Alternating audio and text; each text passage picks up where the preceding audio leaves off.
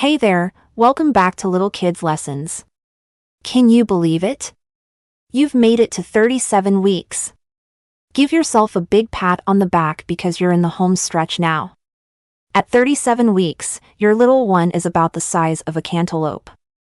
They're fully developed and just putting on some extra weight to prepare for their big debut. And guess what? They might even be practicing their adorable little smiles in there. Now, let's talk about what's going on with your baby at this stage. Their lungs are fully ready to breathe air, thanks to a magical substance called surfactant. It's like a soap bubble lining that keeps their tiny air sacs from collapsing every time they breathe out. How cool is that? And get this, your baby's hand grip is getting so strong that they could latch onto your finger and support their own body weight. It's like they're already preparing for all those cute baby pull-ups.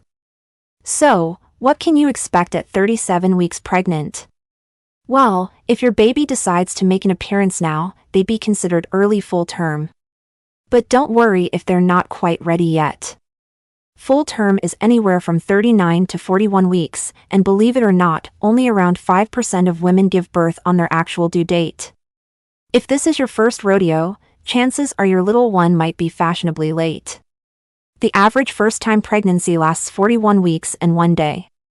But don't let that get you down if you're feeling impatient or bombarded with curious texts from friends and family.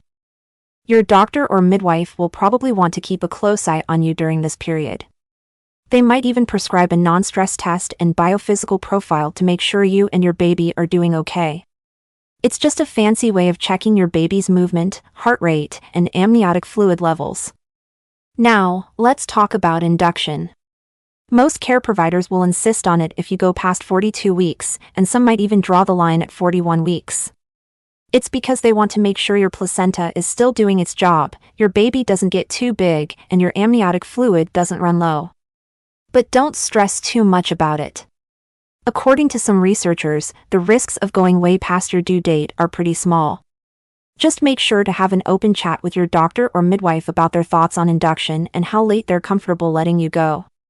Alright, it's time for your week 37 to-do list. First up, know the signs of labor. You might experience Braxton Hicks contractions, which feel like a tightening of your belly that comes and goes. They might be a bit uncomfortable, but they don't actually cause labor or open your cervix. Then there's false labor, which can feel like the real deal with painful contractions, but they're unpredictable and irregular. Not everyone experiences this, but if you do, hang in there. Your real labor will come soon enough. Speaking of real labor, if you start having painful contractions that don't go away and keep getting more intense, it's time to call your doctor or midwife as soon as possible. You might also lose your mucus plug or have your water break, either in a big gush or a slow leak. Next on your to-do list, time the route to your hospital or birth center. You don't want to get there too early and get sent back home, but you also don't want to be that woman on the news who gave birth in her car. Figure out how long it'll take you to get there in the best and worst case scenarios, and have an alternate route planned just in case. Lastly, many women get hit with a serious case of the nesting instinct as the big day approaches. It's totally normal, so go ahead and give in to that urge to clean and organize. And if you're not feeling up to it, don't be afraid to ask your partner or hire some help. Trust us, you'll be glad to come home to a tidy house after your baby arrives. Before we wrap up, let's talk about a fun pregnancy fact. Did you know that those adorable little hiccups your baby gets are actually helping them prepare to breathe?